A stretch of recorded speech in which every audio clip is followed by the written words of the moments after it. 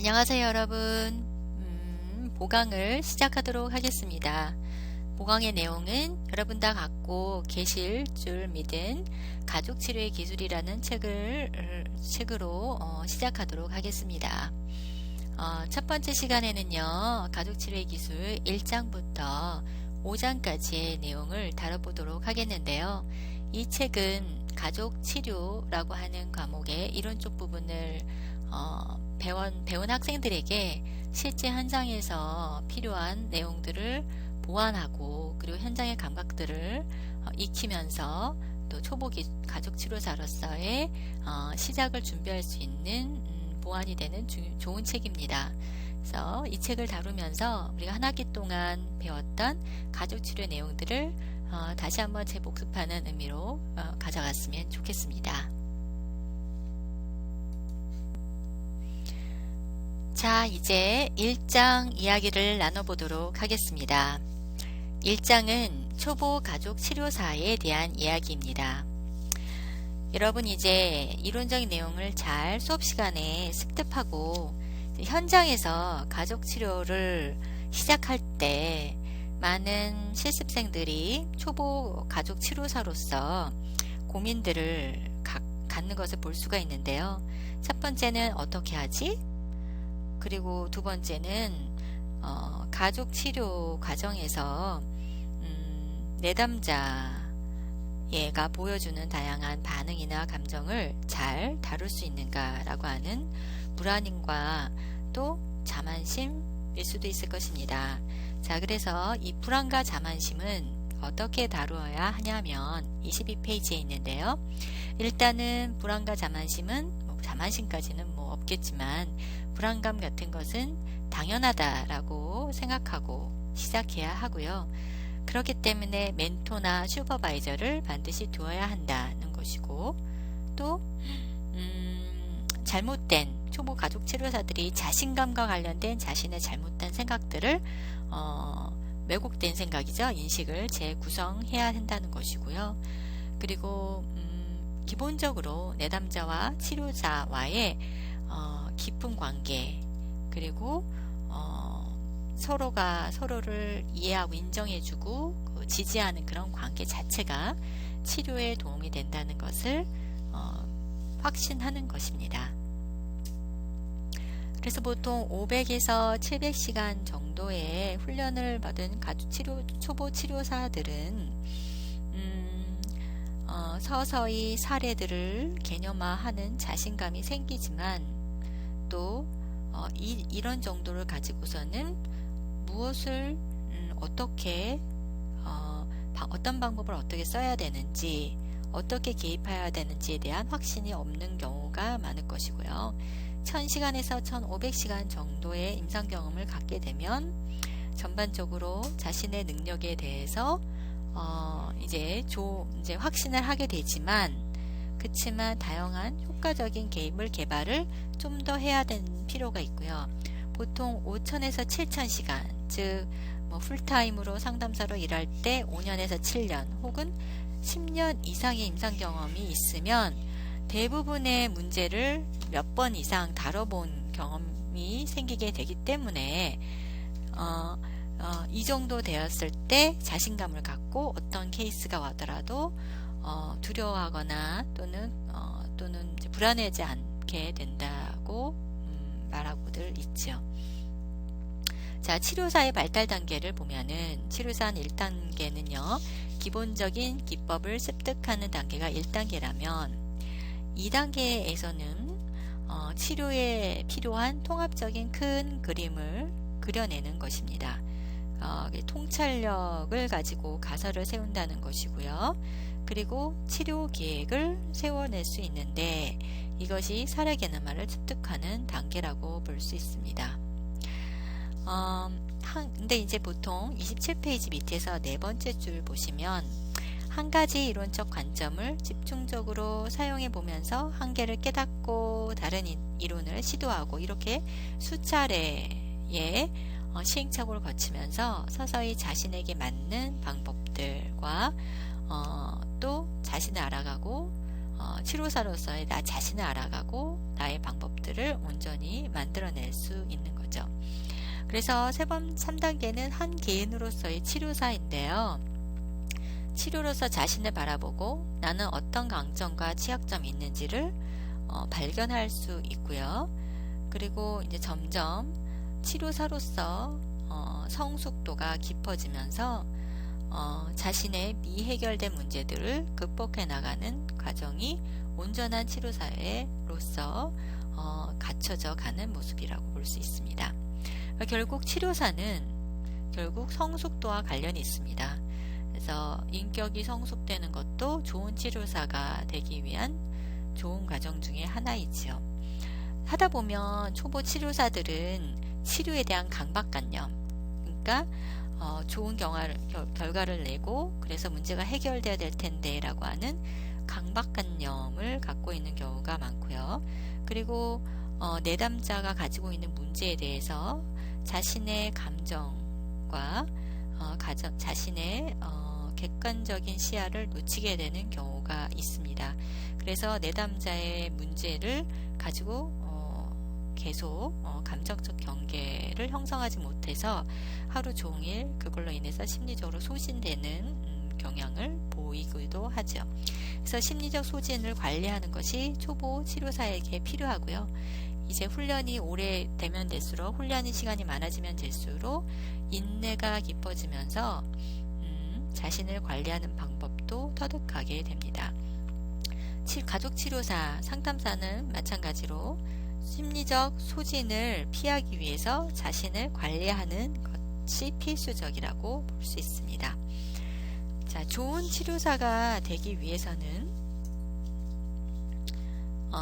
반드시 시간이 필요합니다. 단기간에 단번에 모든 것을 획득하는 전문가는 불가능합니다.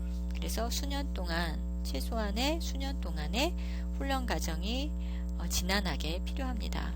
자기 자신을 돌보기를 소홀히 하면 안 됩니다. 그래서 상담을 많이 하다 보면 스트레스가 쌓이게 되는데 자신이 속에 쌓인 스트레스를 줄이는 건설적인 방법을 사용해야 합니다. 그리고 세 번째로는 자신에게 조급하지 말고 긍정적인 면에 초점을 맞추면서 좋은 치료사가 되기 위한 자신의 집중을 해야 되고요.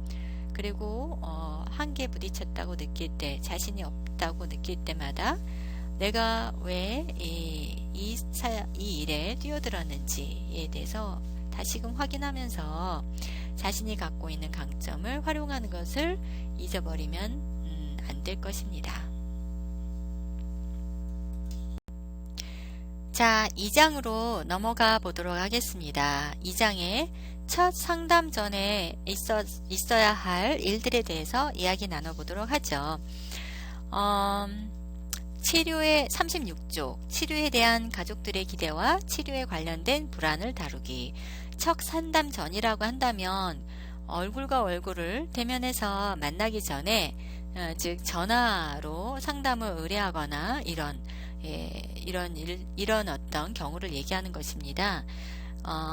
이럴 때 기본적인 질문들을 하면서 상담사로 1대1로 만나기 전에 이미 그때 많은 정보를 가능하면 많이 받는 것이 좋습니다. 그래서 내담자가 치료에서 기대하는 것은 무엇일까? 이제 37쪽에 이제 질문 4개가 나오는데 다음과 같은 질문을 염두에 두면서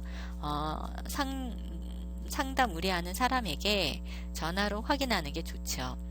내담자가 받으러 올 때 무엇을 걱정하고 있는가라는 것을 발견하면 좋겠고요.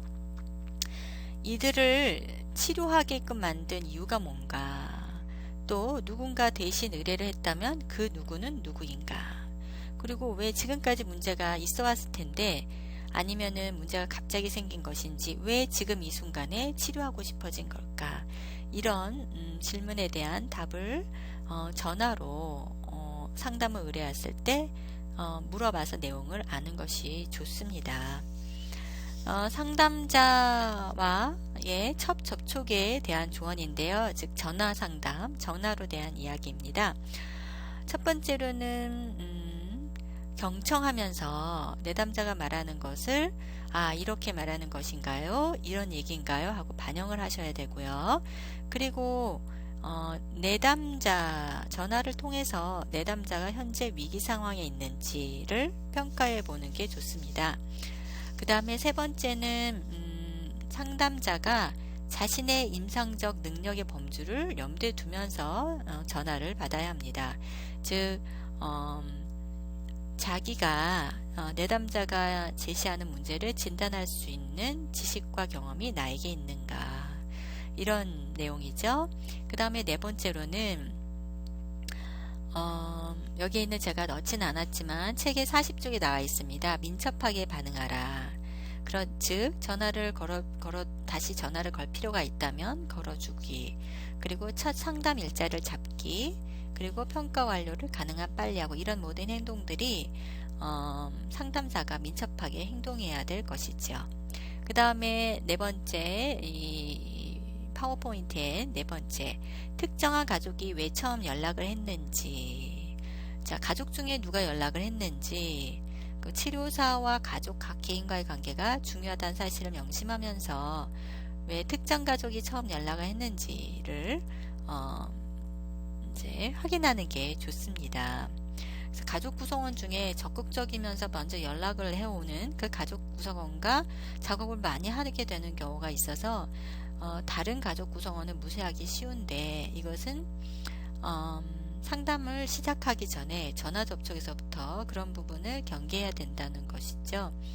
전화 통화를 하면서 또 사업적인 부분, 치료의 사업적인 부분, 즉 비용은 얼마이고 어떻게 지불해야 되고 이런 부분 있죠. 이런 부분은 가능하면 빠르지만 효과적으로 집약해서 설명할 필요가 있고요.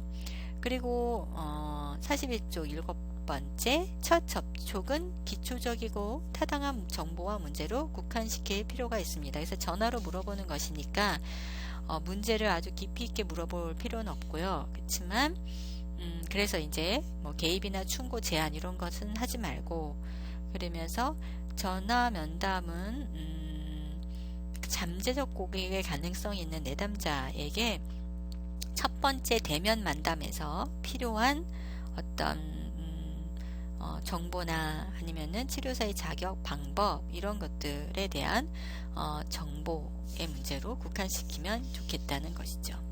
자, 책을 갖고 계신 분은 페이지 42쪽을 열어보시면, 자, 이럴 때 어떤 정보를 얻는 게 좋겠나는 내용이 나오는데요. 42쪽에 5가지의 질문이 있습니다. 이 질문을 하면서 전화 상담을 가져가면 좋은데요. 내담자가 어떤 문제를 어떻게 말하고 있는지 파악하고, 응급 상황이지 아까 나온 거 반복되고 있네요.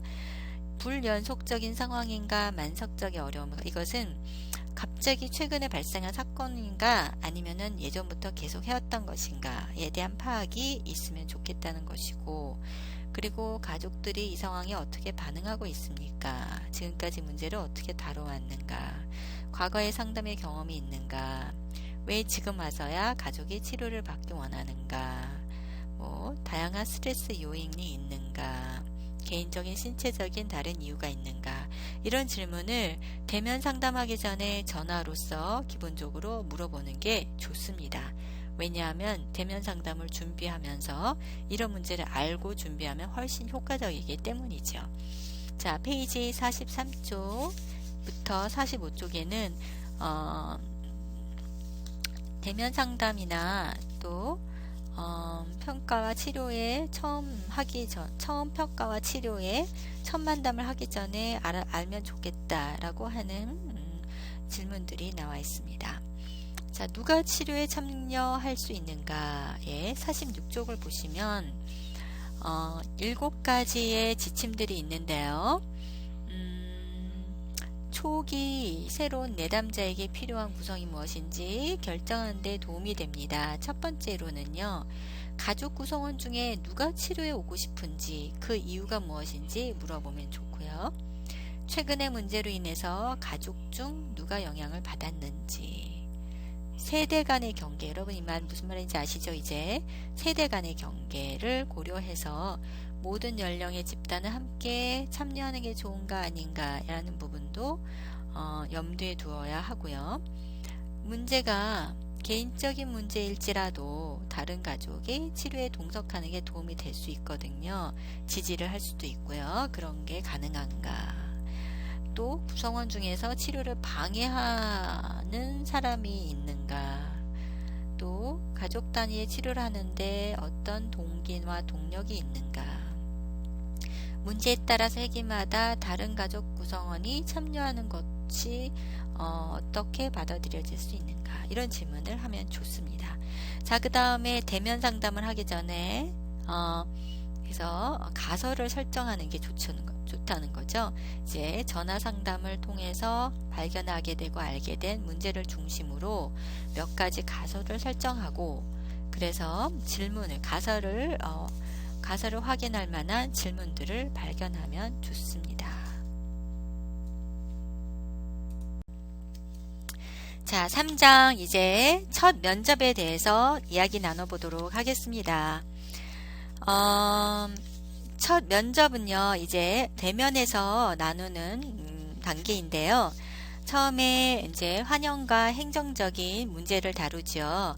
그리고 비밀보장, 비디오 녹화, 상담료 등에 대한 것들을 하고요. 치료에 대한 내담자의 목표와 기대를 파악하게 되어 있습니다. 자, 관계의 발달을 보면요. 이제 내담자, 치료사가 내담자와 합류하는 방법입니다. 합류는 내담자가 자신을 이해하고 존중하며 보호한다고 느낄 때 나타나는 치료사와의 유대감을 이야기하는데요. 이때 54쪽에 보듯이 반영적 경청이나 시선 맞추기나 몸을 앞으로 기울이는 행동 등이 이제 필요하지요. 그래서 이제 내담자의 문제에 합류하는 거고요. 행정 문제에서는 행정 문제를 어떻게 다루냐면 비밀 보장과 관련된 비밀을 보장해야 되고요. 비밀 보장이 불가능한 상황에 대해서도 알려주고, 그리고 가족 구성원 간에 이제 비밀 이야기가 나올 때 어떻게 할 건지에 대한 것도 이야기 나눠야 되고, 비디오 녹화와 관찰을 시작할 때는 반드시 서면으로 동의를 받아야 합니다. 상담료 등에 관한 것도 미리 어떻게 방법하건 어느 정도의 액수로 어떻게 지불 시기와 방법을 할 것인지, 취소는 어떻게 할 것인지에 대한 것들이 정해져 있어야 되고요. 여러분 가지고 계시는 책의 57쪽하고 61쪽 이렇게 보시면 기본 사전 동의서 양식들이 나와 있습니다. 치료에 대한 내담자의 정의와 기대들을 이제 해야 되는데, 내담자는 자신의 목표를 잘 알지 못하고, 그래서 내담자가 말하고 있는 문제들을 가지고 부정적인 언어를 긍정적인 언어로 바꿔보도록 도와주고, 그러면서 가족의 이야기를 들어보고, 그리고 치료 목표가 어떤 것이 분명한지를 잘 알지 못하기 때문에 같이 문제 영역과 목표를 탐색하는 회기가 필요하기도 합니다. 치료에 대한 부가적인 기대가 있는데요. 얼마 동안 치료가 이루어지는지, 누가 포함될 것인지 등에 대해서도 의논할 필요가 있다는 것이죠. 초기 면접에는 또한 동기부여가 필요합니다. 이 치료를 받았을 때 어떤 점에서 문제가 해결될 것인지, 그리고 누가 치료를 받으러 가자고 했는지, 무엇 때문에 지금 치료를 오게 되었는지, 이런 질문들을 자연스럽게 하면서 내담자가 치료를 받았을 때 나타날 수 있는 긍정적 결과를 제공받고요. 그렇지만 치료받지 않았을 때 나타나는 부정적 결과에 대해서도 알려주어야 합니다. 그렇지만 또 중요한 것은, 그렇지만 치료를 받는다 안 받는다 결정권은 내담자가 있다, 오지 않아도 된다는 말을 들어야 하고요. 그래서 희망의 기초를 만들 동기부여를 줄 수 있어야 합니다. 또한 신뢰감 형성인데요. 신뢰 문제를 빨리 평가해서 신뢰를 얼마만큼 신뢰를 받을 수 있는지, 자신의 경험과 성공 경험들, 치료의 경험들을 나눌 수도 있고요. 그리고 문제에 대해서 개방적이고 수용적 자세를 보이면서 신뢰와 존경을 받을 수 있고요. 신뢰감을 의심받을 때는 어떤 부분에서 의심받는지를 빨리 파악하는 게 좋고요. 그리고 몇 회기에 걸쳐서 할 것인지를 사전에 계획하는 것도 신뢰감 형성에 필요합니다. 자, 이제 4장 평가를 위한 지침으로 넘어가도록 하겠습니다. 이제 대면 초기 면접이 끝났고요. 면접이 마친 다음에는 이제 평가를 해야 되는데 74쪽에 표 4-1에 일반적 평가의 내용들이 실려져 있습니다. 자, 첫 평가에 관해서 이야기해 보도록 하겠습니다. 자, 먼저 내담자가 치료에 가져온 문제, 즉 문제를 탐색해야 하는데요. 어떤 문제가 얼마나 지속되었는지를 파악해야 되고 문제에 가장 영향을 받는 사람은 누구인지, 문제가 누군가의 관계적 문제인지 한 개인의 문제인지, 가족 역동에 대해서 문제를 탐색해야 되고요. 그 문제를 누가 알고 있고 치료를 받아야 되는 사람이 누구인지를 이제 파악하는 것이 평가에 들어갑니다. 그래서 문제를 알고 있는 사람들과 접촉하고 어떤 이 가족이 가지고 있는 어떤 사회적 지지나 외부 자원이 있는지, 뭐 성직자나 부모, 교사의 도움을 받을 수 있는지, 뭐 이런 내용이고요.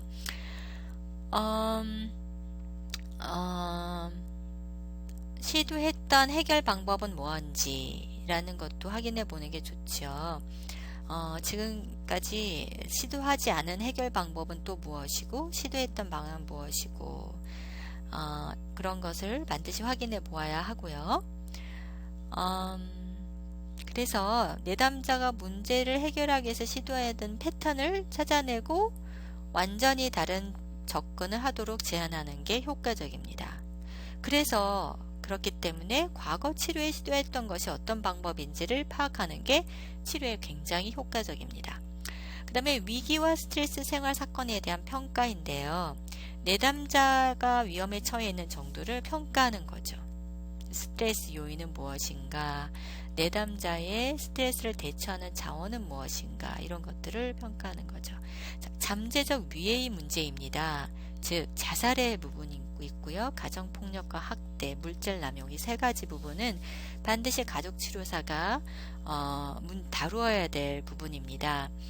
가족치료사가 보았을 때 가족원들 중에 우울한 내담자가 있는가, 자살하려는 기색을 보이는지 있는가 항상 주의를 기울여야 하죠. 그래서 자살 시도를 해본 경험이 있거나 자살 시도를 하려고 하는 기미를 보이는 가족원이 있는가 라는 것입니다. 그래서 이 부분에 대해서 페이지 80쪽과 81쪽에 걸쳐서 자살의 인구 통계학적 특성과 자살의 예고 신호들이 구체적으로 나와 있습니다. 이 부분을 치료사는 잘 숙지하고 있어야 돼요. 특히 특징들 있죠. 82쪽에 나온 자살의 예고 신호들, 이런 거는 잘 보고 있어서 어떤 단어들을 쓰면서 가족원 중에 누가 위기 상황이 있다라는 것을 살펴볼 필요가 있습니다. 가정폭력과 학대 평가를 해야 되는데요. 가정폭력을 숨길 수도 있거든요. 느낌으로 또는 직감으로 가정폭력이 있을 수 있다라는 것을 치료사는 아마 알 수 있을 텐데, 그런 경우에 말하지 않는 폭력은 개인 회기를 가지면서 확인할 필요가 있는 거죠. 83쪽 중간쯤에 갈등 책략 척도 CTS라고 하는 것을 해서 파트너의 폭력 가능성을 확인해 보는 것도 좋고요. 가정폭력의 두 가지 유형이 있음을 분리하는 게 좋습니다. 폭력의 한 유형으로는 83쪽 밑에 패러그래프 부분에 있어요. 가장의 테러라고 하는 유형이 있어요. 이것은 배우자를 통제하기 위해서 사용하는 폭력인데요. 이 두 번째 유형은 또 파트너끼리 싸우면서 시작되는 신체적 폭력, 뭐 이런 것입니다. 첫 번째 유형과 두 번째 유형은 매우 다릅니다. 가장의 테러와 일반적으로 싸울 때 일어나는 부부폭력은 구분할 필요가 있는데요. 84쪽에 상반부에 나와 있습니다. 가장의 테러라고 하는 것은 정서적 학대, 고립, 위협, 또 폭력 이런 게 통제되는 거고요. 폭력의 동기가 다른 거죠. 폭력의 동기는 배우자 통제가 목적입니다. 그래서 그 영향력이 매우 심각하고, 그리고 다른 가족원들로 하여금 공포감을 유발합니다. 두 번째 유형은요, 이제 싸우면서 일반적으로 드러나는 폭력인데요. 이것은 공동 부부 치료가 적절하고요. 이제 대처 방법이 다르다는 거죠.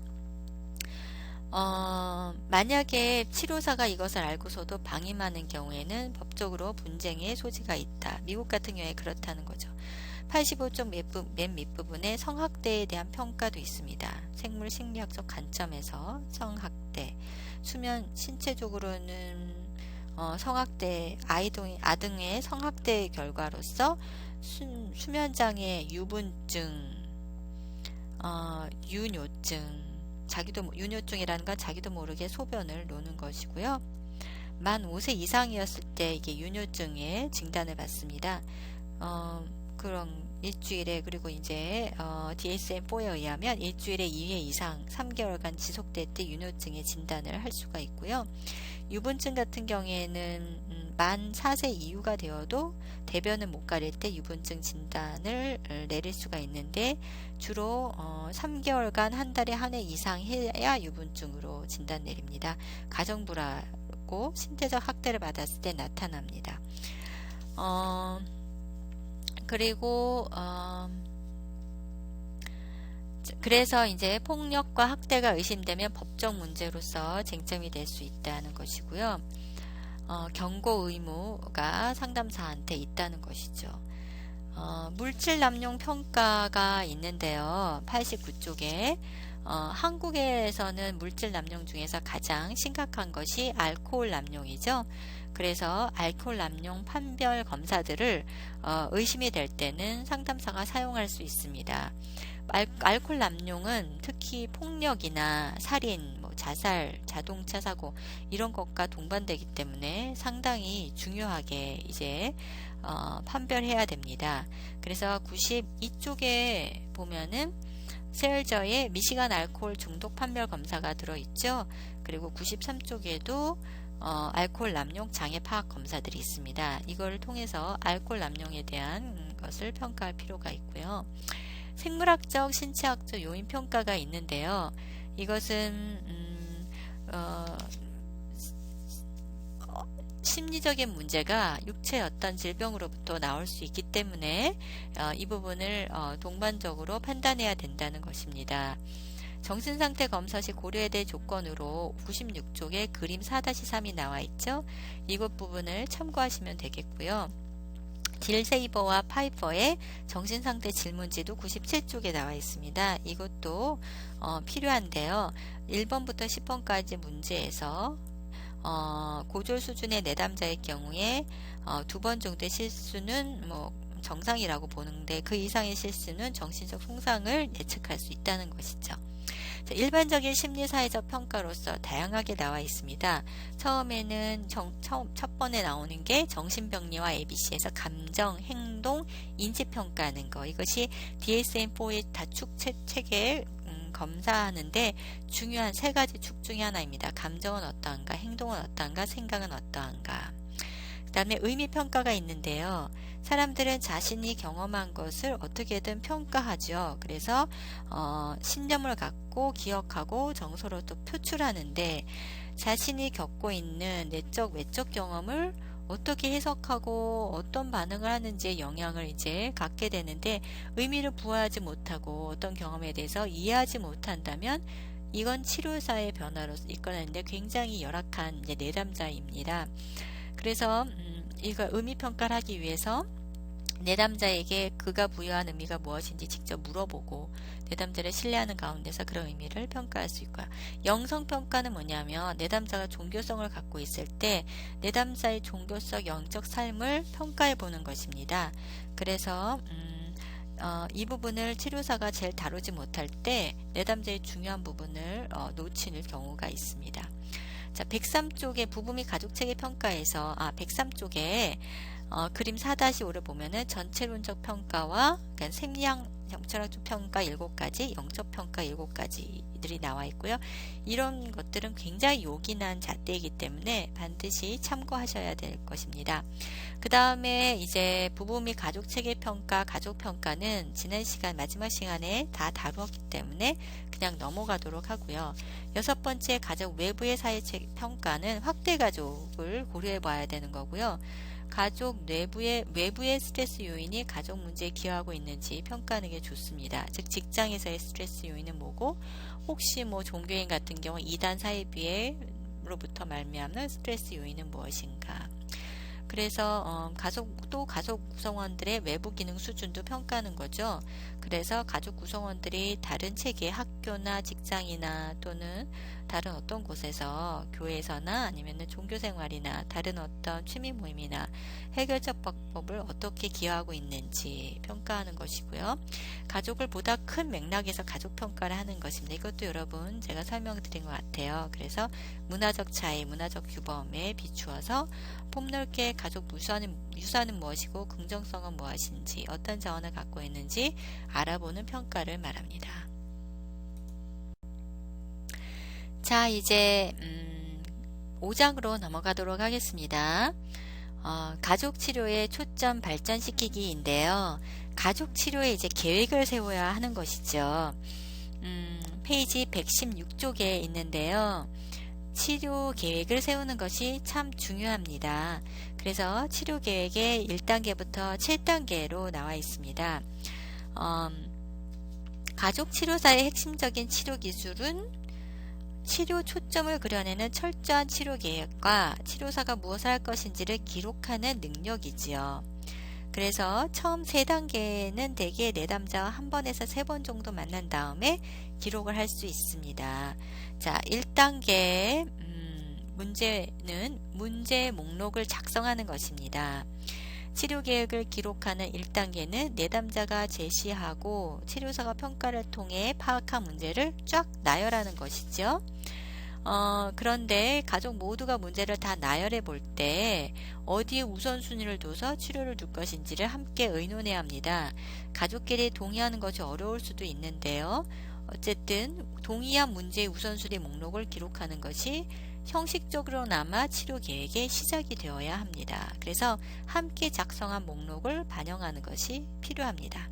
자, 2단계에서는 내담자의 변화 목표를 이해해야 되는데요. 문제의 우선순위를 결정한 뒤에는 내담자의 치료 목표를 이해해야 합니다. 각자 변화되기를 원하는 것이 무엇인가 라는 거죠. 가족들은 대개 다른 사람은 변화돼야 되지만 자신이 많이 변화돼야 된다고 생각하지 않죠. 자, 어쨌든 변화 목표를 내담자들이 다 이해해야 되고, 3단계는 사례 개념화입니다. 사례 개념화라는 단어가 중요한 의미가 있는데요.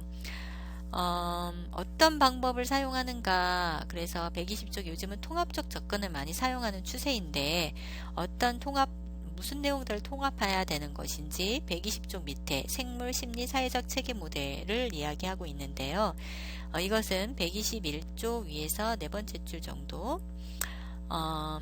가족치료사는 개인과 작업할 때조차 관계적이고 문화적인 맥락을 이해하고 어떤 문제에 대한 다양한 관점이 있음을 인정하고 가족 체계 내 모든 성원들과 신뢰관계를 맺어야 합니다. 그래서 치료 역시 다차원적이라는 거죠. 그래서 121조 개인 체계가 있어요. 그래서 건강진단으로 만족할 만한 가족 구성원이 있는가, 뭐 당뇨병이나 이런 의학적 문제를 갖고 있는 사람이 있는가, 이런 개인적 특정, 가족 구성원의 신념이 제시된 가족 문제에 영향이 있는가, 뭐 이런 이제 감정 표현의 문제가 첫 번째라면 122쪽에 상호작용 체계가 있습니다. 이것은 가족이 너무 밀착되어 있는가 유리되어 있는가, 위계가 수평한가 부적절한가, 부부 및 가족 규칙과 역할이 잘 정의되어 있는가 아닌가, 어떤 관계 패턴이 있는가, 세대 간의 체계 있죠. 최소한 3대에 걸친 패턴, 정서, 행동의 연속과 여러 가지 다른 세대 간의 질을 검토하는 것이죠. 이제 가계도를 통해서요.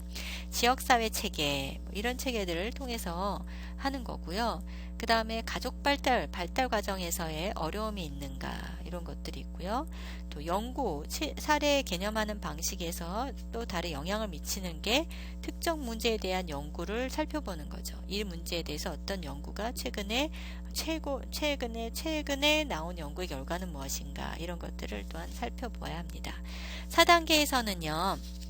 장기 치료 계획을 설정해야 되는 거죠. 적절한 치료 목표를 세우면서 치료 계획을 설정하는 건데요. 내담자의 목표가 달라지기를 원하는 것에 대한 표현이라면 치료사의 목표는 변화가 어떻게 나타나는지를 표현하는 것이죠. 그래서 내담자의 목표와 치료사의 목표는 같다고 할 수 있지만 또 다른 것을 지향할 수도 있습니다. 그래서 127쪽에 보면은 메타 분석으로 가족 기업의 치료 기법 이런 게 이제 열거되어 있습니다. 이것도 참고해서 살펴보시면 매우 도움이 됩니다. 그래서 가족 공동의 치료 목표 128쪽에 공동의 치료 목표는 치료 진전에 결정적인데 모든 가족 구성원과 치료사가 수용할 수 있는 것이어야 하는 거죠. 내담자의 목표와 치료사가 다를 경우에 조율해 나가야 되는 과정이 또 부수적으로 필요합니다.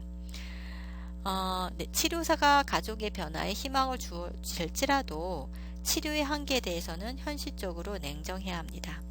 자, 5단계에서는 치료적 개입을 선택해야 되는데 여기서 초보 치료사와 경험이 풍부한 치료사와 다르게 나타날 수 있습니다.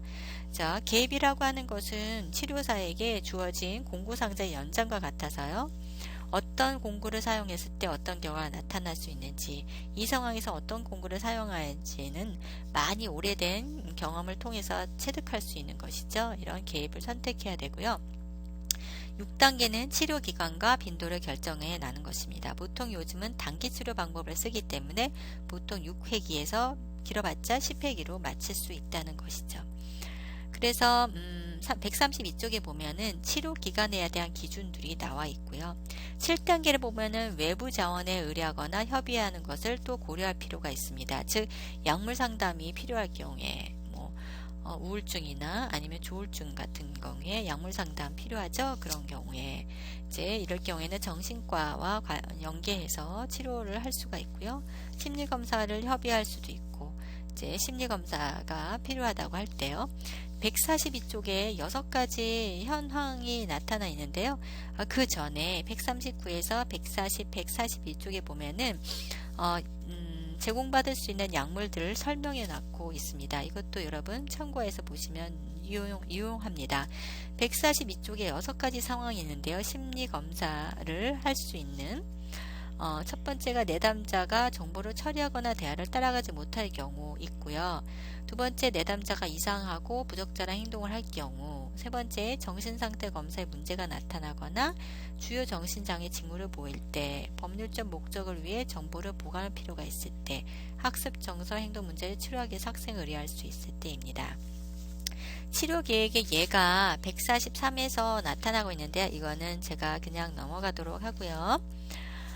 치료에 영향을 미치는 요인을 보면서 이번 강의를 마치도록 하겠습니다.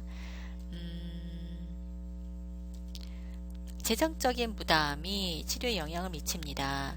그래서 많이 이제 재정적인 부담이 상담의 치료에 영향을 미치죠. 그래서 상담사는 치료사는 내담자의 재정적 상황이 어느 정도 부담인지에 대해서 고려할 필요가 있고요. 그 다음에 내담자의 유용성과 동기, 즉 어떤 내담자의 상황에 맞춰서 수정해야 될 것이 있는지 이런 것들을 알게 되면서 동기화가 어느 정도 되어 있는지 이런 게 영향에 미치는 요소라는 것입니다. 자, 여러분 수고 많으셨고요. 자, 1강을 마쳤는데요. 두 번째 강은 제가 최대한 빨리 또 올리도록 하겠습니다. 제가 이걸 하면서 또 많은 시행착오가 있어서 많이 이제 했던 걸 지우고 또 삭제되고 그래서 원래는 50분짜리 강의를 준비했다가 다 저장이 안 돼서 지금 몇 번에 걸쳐서 다시 이제 저장을 하게 됐네요. 어쨌든 이 책을 여러분 그냥 책꽂이에 꽂아놓지 마시고 이번 강의를 통해서 좀 더 꼼꼼히 살펴보셔서 여러분에게 도움이 되는 쪽으로 활용하시기를 바랍니다. 예, 수고 많으셨고요. 이 강에서 다시 뵙겠습니다. 감사합니다.